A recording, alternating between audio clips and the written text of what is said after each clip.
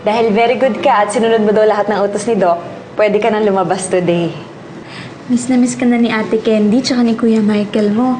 Sigurado ako masusurprise yan mamaya. Kasi hindi namin sinabi sa kanila na today ka na uuwi eh. Saan bahay po tayo uuwi? What do you mean, anak? Sa hotel po ba? O babalik na tayo kila Papa at Lola? Inigo, anak.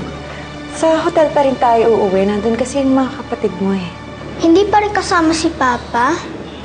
Bakit po kailangan magkahiwalay pa? Hindi po ba pwede sama-sama na lang tayo? Jaime, ano, nagbibigay-bigyan ka pa rin ba? Ako nang nakikiusap sa'yo.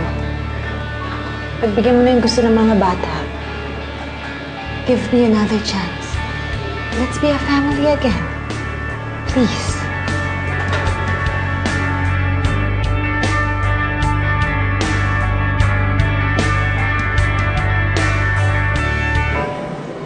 It's unfair for you at mga bata.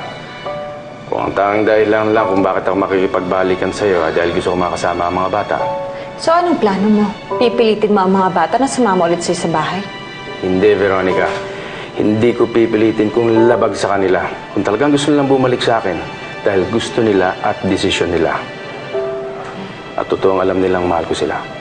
Jessica, pointless magmakaawa sa papa ninyo. Dahil at the end of the day, yung Andrea pa rin na yun ang mas gusto niya.